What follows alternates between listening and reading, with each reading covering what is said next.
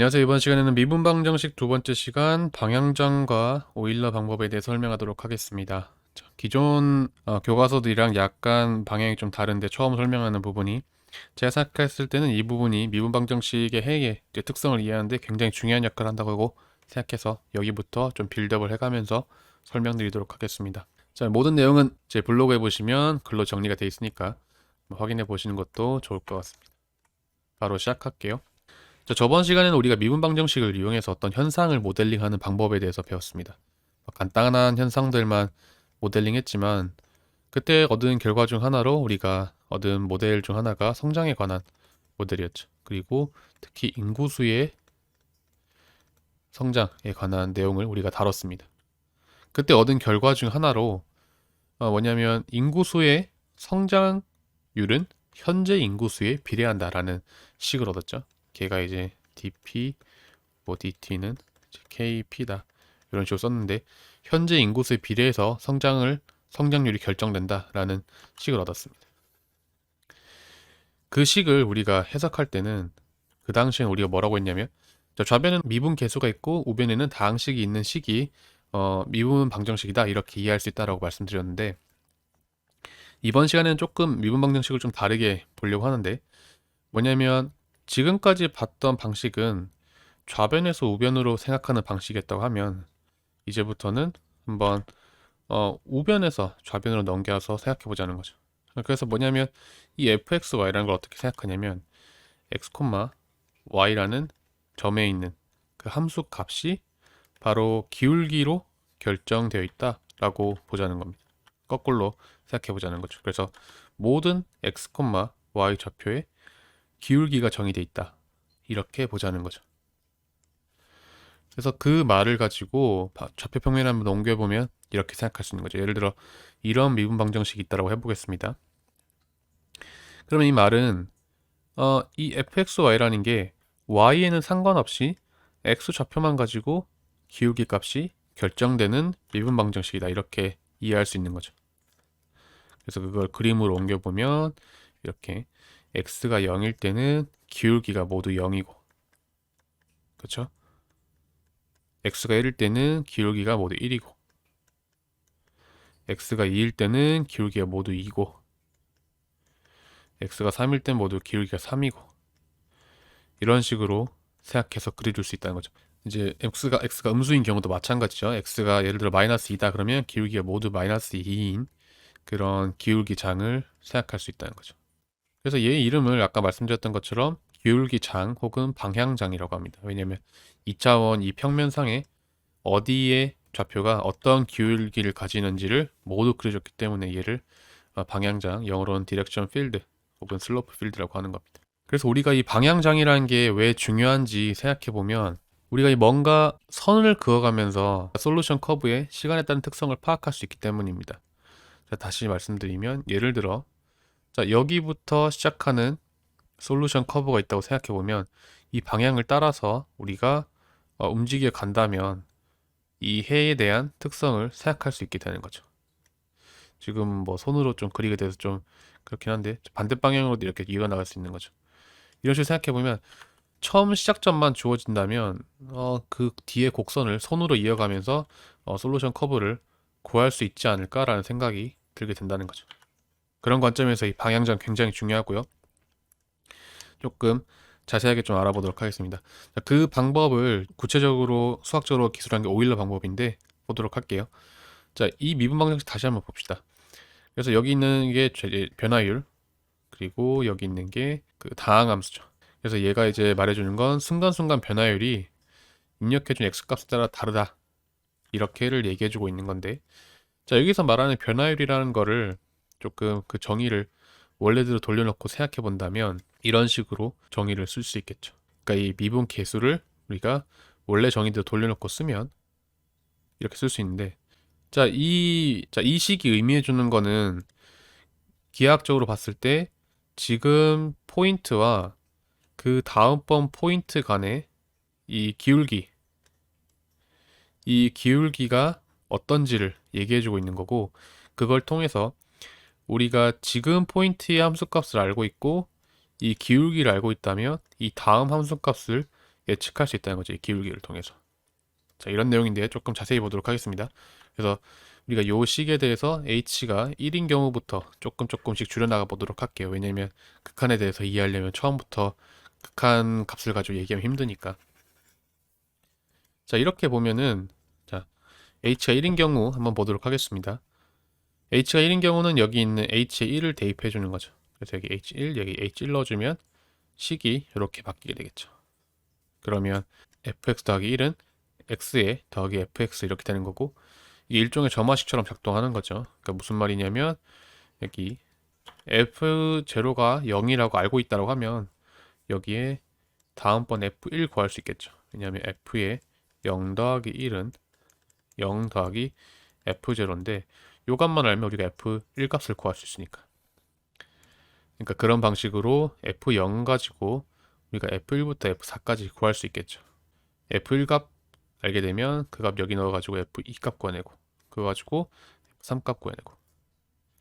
자, 마찬가지 방식으로 우리가 음수 쪽에 있는 값들도 구할 수 있겠죠. 그러면 fx는 fx 더하기 1 빼기 x 이렇게 됩니다. f0 값만 알게 되면 f-1, f-2, f-3 이런 값들도 다 구할 수 있게 되는 거죠.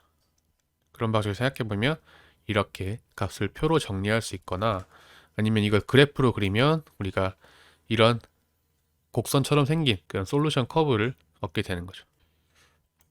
근데 만약에 이제 h를 조금 더 줄여보면 어떻게 될까? 그것도 생각해 볼 수 있는 문제죠. 그래서 여기 h에 0.5를 넣어보자는 겁니다. 여기도 0.5를 넣어줄게요. 그럼 양변 0.5 곱해주고, 여기 fx 더하기 0.5 빼기 fx는 0.5의 x가 되겠죠. 여기 0.5가 곱해지니까. 그러면서 fx 더하기 0.5는 0.5x 더하기 fx 이렇게니까, 우리가 똑같이 초기 값을 알면은 점화식을 이용해서 여기 f0.5, f1, f1.5 등등의 값을 추정해 줄 수 있게 됩니다. 그것도 마찬가지로 모두 표로 정리해서 f0이 0인 경우에 대해서 표로 정리했으면 이런 식으로 표를 쓸 수 있고, 거기다가 그래프로 그리면 이런 식으로도 그릴 수 있다는 거죠. 뭔가 앞에서 봤던 그래프랑 되게 비슷하게 생겼죠. 자, h가 0.1인 경우까지 생각해보면 같은 방식으로 초기 값으로 이제 그 뒤에 있는 f0.1, f0.2, f0.3을 계산할 수 있겠죠. 그것도 그림으로 다 그릴 수가 있는데, 그거를 생각해 봤을 때 진짜 솔루션이랑 이게 정말 닮았을지 생각해 볼 수 있습니다. dy dx는 x, 요 식은 사실 이렇게 f'x는 x 이렇게 쓸 수 있고, 양변 적분해주면 이제 fx는 2분의 1 x제곱 더하기 c 이렇게 되겠죠. 여기서 c가 0이 되면서 진짜 솔루션은 요런 값이 될 텐데, 자, 요거랑 우리가 아까까지 계산했던 h가 1인 경우, h가 0.5인 경우, h가 0.1인 경우의 커브랑 실제로 닮았는지 비교를 해보면 상당히 닮았다는 거죠. 여기 보라색 선이 얇게 보이긴 하는데, 자, 파란색 선은 여기 맨 오른쪽에 있는 요 선은 h가 1인 경우, 그리고 그 안에 있는 여기 주황색 라인, 얘는 h가 0.5인 경우, 노란색 라인은 h가 0.1인 경우인데, 트루 솔루션에 h가 작으면 작을수록 더 가까워진다는 거죠. 그러니까 우리가 h는 작으면 작을수록 실제 커브에 더 가까워지는, 이제 극한의 개념을 이용한 거니까 당연한 거겠지만 이제 그렇게 생각해 볼 수 있다는 겁니다. 그러니까 이게 뭘 말하냐면, 우리가 이 방향장만 주어진다면 뭘 생각해 볼 수 있냐면, 초기 값이 정해졌다고 했을 때 방향장을 따라서 그림을 그려 나가면 그게 솔루션이 갖고 있는 시간에 따른 형태적 변화다라는 걸 우리가 알 수 있다는 거예요. 그러니까 이 방향장을 가지고 시간에 따른 해의 특성을 파악해 볼 수 있다라는 겁니다. 자, 그걸 이제 조금 실습 데모를 해볼 수 있게 여기 블로그 제일 상단에 이런 식으로 제가 만들어 놨거든요. 그래서 h 값이 작아짐에 따라서 실제 트루 솔루션과 이 오일러 방법이 정말 비슷해지는가를 확인해 본 그런 데모라고 할 수 있겠습니다. 이것도 한 번씩 해보시고, 자, 그 이제 방금 말씀드렸던 것 같이 이제 이 내용이 오일러 방법이라고 하는 겁니다. 그래서 초기 값이 있으면 거기에서 주어진 슬로프 가지고 다음번 함수 값을 예측하고, 또 거기에서 주어진 슬로프 가지고 다음 함수 값을 예측하고, 이런 식인 거죠. 그래서 여기 있는 이 간격이 좁으면 좁을수록 여기가 h가 되는 거죠. 이 간격이 좁으면 좁을수록 더 좋은 근사적인 해를 구해낼 수 있다라는 방법이 되는 겁니다. 그래서 오일러 방법이 얘기해 주는 건 총 4가지 정도라고 할 수 있죠. 해를 구하는 게 일단 미분 방정식을 만족하는 fx를 찾는다라는 게 제일 중요한 거고, 이게 정말 헷갈리시면 안 됩니다. 그래서 dy dx는 f x y라고 했을 때 우리가 찾는 거는 y라는 거예요. 이거를 꼭 염두에 두시고 미분 방정식에 대해서 우리가 임해야 되고, 그리고 미분 방정식이 얘기해 주는 거는 함수값 변화에 대해서 얘기해 주고 있는 거다. 변화. 그래서 dy dx 이게 지금 포인트랑 다음 포인트에서 함수값 차이를 얘기해 준다라는 겁니다. 그리고 오일러 방식 가지고 생각해 볼 수 있는 건 또 시작점 하나만 주어지면은 우리가 그 변화 룰에 따라서 솔루션 커브를 구할 수 있다. 그리고 그 간격이 h라는 간격이 좁으면 좁을수록 오일러 방법의 솔루션과 실제 솔루션은 닮아갈 것이다 라는 걸 알 수 있다는 거죠. 자, 그래서 이제 오일러 방법은 이런 내용을 가지고 있다는 거고, 여기 생각해 볼 수 있는 시작점의 문제는 우리가 흔히 말하는 초기값 문제입니다. 그래서 어디부터 전진 혹은 후진시킬 것인가 라는 문제가 되는 거고, 그러다 보니까 초기값에 따라서 솔루션 커브는 다양하게 구해질 수 있다는 거죠. 어디부터 시작할지에 따라서 다르게 결정이 되니까. 그래서 요거를 좀 데모를 해볼 수 있는 웹사이트에 있어서 좀 소개를 드리려고 하는데, 블러펀 대학이라는 곳에서 만든 것 같은데, 여기 있는 슬로프 필드를 우리가 쉽게 계산할 수 있게 만들어준 뭐 그런 그림이 되겠습니다. 그래서 여기 뭐 이렇게 마우스 클릭만 해주면 바로바로 솔루션 커브도 구해볼 수 있고, 이렇게 쉽게 생각해 볼 수 있게 해놨으니까 요것도 한번 시도해 보시면 좋을 것 같아요. 그리고 뭐 그림으로도 쉽게 만들 수 있고 하니까 이거는 제가 링크를 남겨드리도록 하겠습니다.